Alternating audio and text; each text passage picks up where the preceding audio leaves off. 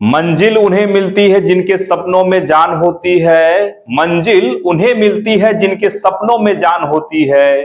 पंखों से कुछ नहीं होता, उड़ान तो हौसलों से होती है। जोहार और आदाब, एक नए वीडियो में आप फिर से आपका स्वागत है। आज का जो वीडियो है बहुत ही दिलचस्प, इंटरेस्टिंग, बहुत ही यूनिक होने वाला है। और आज हम जो बता रहे हैं वो आज का नहीं है, बहुत दिन पहले का है। जैसे न्यूटन का नियम, गति के नियम, बल तथा गति के नियम, ये आप बहुत दिन से पढ़ते आ रहे हैं, बच्चे अभी पढ़ रहे हैं। और हम इसको जब से, जैसे हम अगर सेब ऊपर से नीचे की ओर गिर रहा है, पेड़ से क्यों गिरता है, इन्होंने सर आइजैक न्यूटन ने इसे बता दिया था। और उसी को बारे में हम लोग डिस्कस करेंगे। एक प्रैक्टिकली, एक व्यवहारिक जो भी चीजें पढ़ी जाएंगी उसको बताया जाएगा। चलते हैं, अभी हम बताने जा रहे हैं बल तथा गति के नियम। बल किसे कहेंगे भाई? बल का SI मात्रक क्या है? तो बल किसे कहते हैं? पुलिंग एंड पुशिंग, खिंचाव और धकेलना। धक्का देना किसी चीज पे, किसी चीज को खिंचाव करना, पुलिंग करना, तो उसमें उस वस्तु का जो भी अवस्था है वो भी चेंज हो सकता है और गति में आ सकता है। तो उसे ही हम क्या कहेंगे? बल कहेंगे, फोर्स कहेंगे। बल जो है दो प्रकार के होते हैं, एक संतुलित बल, एक असंतुलित बल। आज असंतुलित बल की वजह से ही तो हम लोग चलना, बहुत सारी चीजों को काम करना और अंजाम दे रहे हैं, असंतुलित बल की वजह से ही दे पा रहे हैं। संतुलित बल जो है, अगर हम इसको एक इधर से कोई खींच रहा है या फिर इधर से कोई खींच रहा है, तो उसमें कोई भी चेंजिंग नहीं हो रहा है। एक बार इधर खींचा, एक बार इधर खींचा, उसका क्या हो रहा है? जीरो हो जा रहा है, रेस्ट में हो जा रहा है।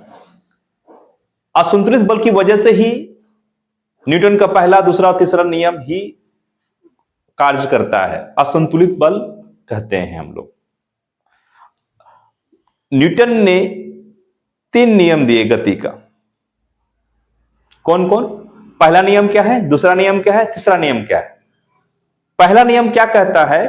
पहला नियम यह कहता है कि जब कोई वस्तु रेस्ट में है तो रेस्ट में रहना चाहेगी, और जब कोई वस्तु मोशन में है तो वो मोशन में रहना चाहती है, अनटिल और अनलेस उसमें external force is not applied.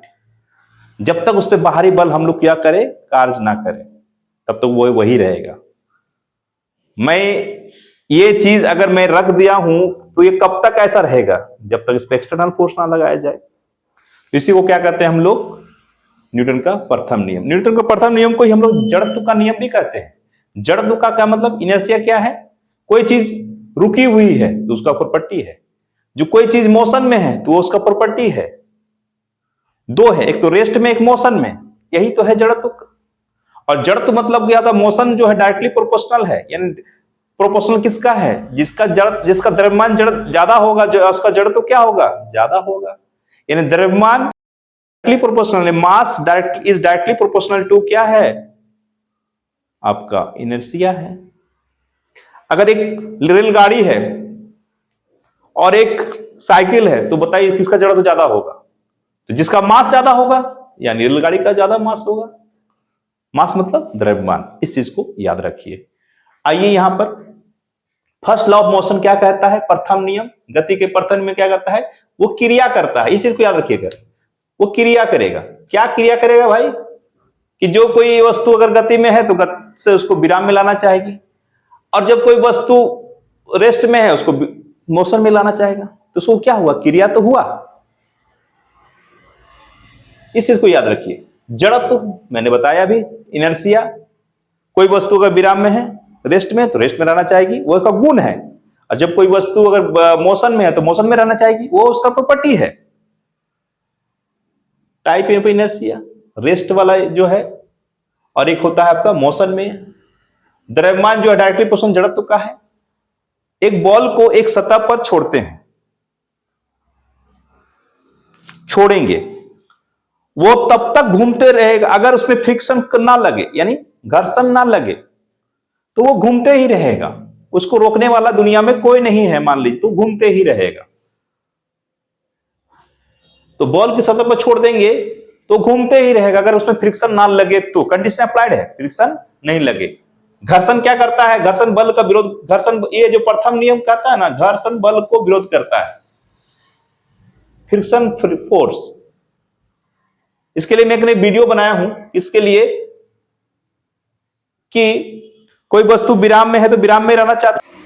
देखिए थोड़ा सा आगे आ जाइएगा। देखिए हमारे हाथ में ये वाला जो है आपका एक कूट है, कूट like structure, it is made of the paper. ये ग्लास है और ये हमारे हाथ में 5 रुपये का सिक्का है। आप देख पाइएगा हमने इसको न्यूटन का प्रथम नियम को, न्यूटन का फर्स्ट लॉ को कैसे हम लोग काम करेंगे और इस पर देखेंगे और बताएंगे कि जब कोई वस्तु गति में है तो गति में रहना चाहती है, जब कोई वस्तु विराम में है तो विराम में रहना चाहती है, जब तक उसमें बाहरी बल ना लगाया जाए। ये जड़त्व का नियम भी कहता है।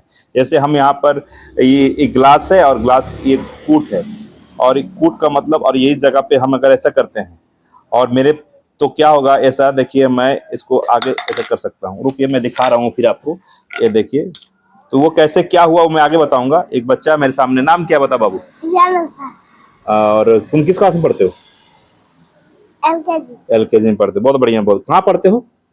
Public school. बहुत बढ़िया। चलिए ये देखिए लड़का करके दिखाएगा आपको, किस तरह से करके दिखाओ। देखिए आपने देखा, बहुत बढ़िया, इसके लिए ताली मार दो।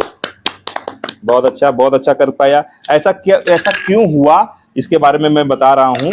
ऐसा क्या हुआ कि देखिए ये वाला चीज क्या है, आपका विरामावस्था में है, सारा चीज क्या रेस्ट पोजीशन में है, और इसमें अचानक अगर हम क्या कर रहे हैं, गति कर रहे हैं या मोशन ला रहे हैं, तो क्या हो जाएगा, ये चीज यहीं रहना चाहती है, इसी जगह पर रहना चाहती है, और ये चीज बाहर, इसलिए नीचे चला जा रहा है। हम देख रहे होंगे गत्ता जो है आगे खिसक जा रहा है और सिक्का अपने जड़त्व के कारण नीचे गिर जा रहा है, गिलास में गिरता है। ऐसा इसलिए होता है क्योंकि पत्ते के जो गत्ते के हटने के बाद भी सिक्का अपनी विरामावस्था को बनाए रखना चाहता है। ये न्यूटन का फर्स्ट लॉ को दर्शाता है। Thank you. कैसा लगा वीडियो आपको बताइएगा। देखिए फिर फ्रिक्शन फोर्स, और इसमें हम देखते हैं कि जैसे कोई इंसान, बस रुकी हुई है, आदमी बैठा हुआ है, अचानक बस चल देती है, तो हम किधर की ओर जाते हैं? पीछे की ओर जाते हैं, पीछे की ओर जाते हैं। हमारा जो शरीर है वो अपनी अवस्था को बनाए रखना चाहता है, मगर हमारा जो पैर है वो किसी गति में आ जाता है, बस जैसे चल रही गति में आ जाता है, तो हम किधर चल जाते हैं? पीछे की ओर चल जाते हैं। उसी तरह से जब मोशन में है, बस मोशन में है और अचानक ब्रेक लगाती है, तो ब्रेक लगाता है कोई ड्राइवर, तो क्या होता है, हम आगे की ओर चल जाते हैं। तो मोशन में रहना चाहता है हमारा जो शरीर है, मोशन में रहता है, अचानक करना चाहते हैं तो क्या करता है, आगे की ओर चल जाता है। तो यही चीजें जो है न्यूटन का प्रथम नियम को दर्शाता है। ध्यान दीजिएगा, बहुत अच्छा टॉपिक है, समझने का लायक टॉपिक है, इसको रटने की चीजें नहीं है, इस चीज को याद रखिएगा। सेकंड लॉ ऑफ मोशन में आते हैं। देखिए वस्तु को गति में लाना है, किसको लाना है? वस्तु को गति में लाना है। तो किसी वस्तु के संवेग यानी मोमेंटम किसे कहते हैं आगे बताएंगे, में परिवर्तन की दर उस पर लगाए गए बल के समानुपाती होता है, यानी डायरेक्टली प्रोपोर्शनल होता है। किसके द्वारा? F equal to ma। m मतलब क्या? मास, और a मतलब एक्सीलरेशन, यानी किसी वस्तु के संवेग में परिवर्तन की दर उस पर लगाए गए बल के समानुपाती होता है। कि कोई इंसान, एक खिलाड़ी गेंद को कैच करते समय अपने हाथ को पीछे की ओर क्यों खींचता है? क्योंकि हम जानते हैं बॉल का संवेग को शून्य करने में लगने वाला समय को क्या करेगा? बढ़ा देगा, और हाथ में लगने वाला बल को क्या करेगा? घटा देगा, कम कर देगा, जिससे हाथ में चोट कम लगेगी। यही तो है, देख लीजिए।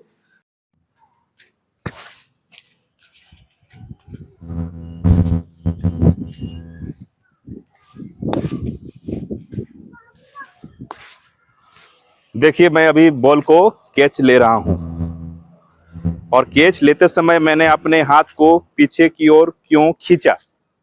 खींचने की वजह यही है कि हम जानते हैं बॉल का जो संवेग है बॉल का जो संवेग को शून्य करने में लगने वाला समय बढ़ जाए और हाथ में लगने वाला बल घट जाए, कम हो जाए, जिससे हाथ में चोट कम लगेगी, यह न्यूटन के द्वितीय नियम को दर्शाता है। धन्यवाद।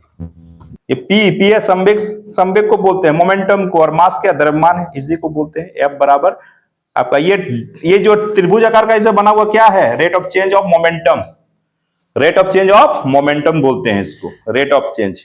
ध्यान दीजिएगा।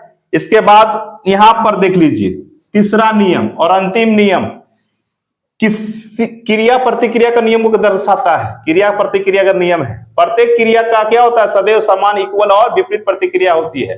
Every action has always equal and opposite reaction. ध्यान दीजिएगा। जैसे हम लोग जानते हैं वॉकिंग, चलना, चलते हैं हम, जैसे चल रहे हैं तो क्या कर रहे हैं हम, चल रहे हैं तो हम क्या कर रहे हैं, हम जमीन पर हम दबाव लगा रहे हैं पीछे की ओर, और जमीन हमको क्या हुआ, आगे की ओर धकेल रहा है। ये भी एक प्रकार का क्या है, आपका थर्ड लॉ का है। हर एक वस्तु दुनिया की अगर हम उसमें क्रिया करेंगे तो उसके विपरीत प्रतिक्रिया और उसका opposite equal and opposite reaction होगा। रॉकेट में भी आप देखिएगा, रॉकेट जब उड़ता है ऊपर की ओर तो नीचे उसका क्या है, धुआं, उसका जो आग लगा दिया जाता है तो आग को क्या करता है, नीचे की ओर फेंकता है, और वो क्या करता है, ऊपर की ओर जाता है। इस चीज को, दीवार को धक्का देंगे तो दीवार हमको कितना है, उसी तरह से बल लगाएगी। बंदूक से गोली का चलना, यानी अगर कोई इंसान बंदूक चलाता है ना तो वो क्या है, अगर चला रहा है तो ये पीछे की ओर, यानी हमने कहा है तो कि प्रत्येक क्रिया की सदैव समान, इक्वल और ऑपोजिट रिएक्शन होगा। दीवार पर बॉल को मारना, इसके लिए मैंने एक वीडियो बनाया है, आप इसको वीडियो को देखिए।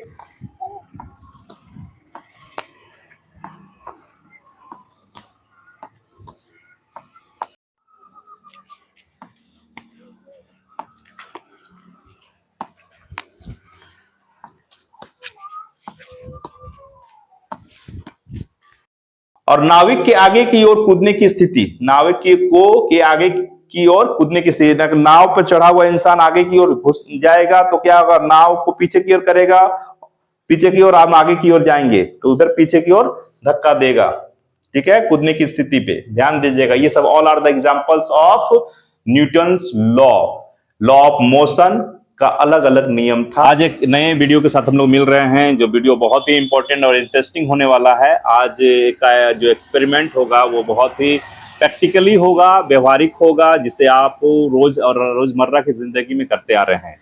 मेरे पास एक बच्चा खड़ा है। First of all, what is your name? My name is MD Jan Ansari. Okay. In which class do you study? Class LKG. In which school do you study? Macos Public School. Okay. How many hands? 2. 2 hands. Okay. Today we are going to do some experiment with your hands. Are you ready? Government. Yes or no? Yes. Okay. Then join your hands. Join your hands. Okay, join your hands. देखिए दोस्तों, आज हम लोग दो हाथों के बीच में experiment करेंगे। उस एक्सपेरिमेंट का नाम होगा न्यूटन का जो नियम है, लॉ ऑफ मोशन, वो उसके बारे में हम लोग डिस्कस करेंगे और हाथों से इस करेंगे। देखिए कैसे। अभी ये आप थोड़ा रबिंग कीजिए अपने हाथों को, रगड़िए जरा। यस, रगड़िए, हाँ रगड़िए, जोर से रगड़िए और अपने गालों तक उसको ले जाए। कैसा लग रहा है, ठंडा या गरम? गरम लग रहा है। कैसा लग रहा है? गरम लग रहा है। गरम को इंग्लिश में क्या बोलते हैं, कोल्ड या हॉट? कोल्ड ना हॉट बोलते ना। यस, तुम डरना नहीं है, डरता है। ओके, कोई बात नहीं, डरना नहीं है, हॉट बोलते हैं ना इसको। ठीक है, फिर से रबिंग करो। यस, देखिए अभी मैं बताऊंगा, हाथ को ऐसे रखो, दोनों हाथ को प्रेयर के जैसा। यस, प्रे करते हैं लोगों जैसे।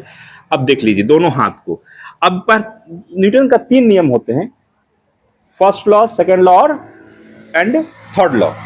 पहला नियम क्या कहता है कि घर्षण का विरोध करता है और वस्तुओं को विराम अवस्था में लाने की प्रयास करता है। देखिए, घर्षण कीजिए, घर्षण कीजिए, फिर घर्षण कीजिए, इस तरह रबिंग कीजिए। यस यस, देखिए ये पहला नियम करता है कि घर्षण का विरोध कर रहा है। घर्षण का मतलब फ्रिक्शन का विरोध करता है, यानी अगर विरोध कर रहा है, वस्तु को क्या कर रहा है, विरामावस्था में लाने की कोशिश कर रहा है। ये हो गया प्रथम नियम।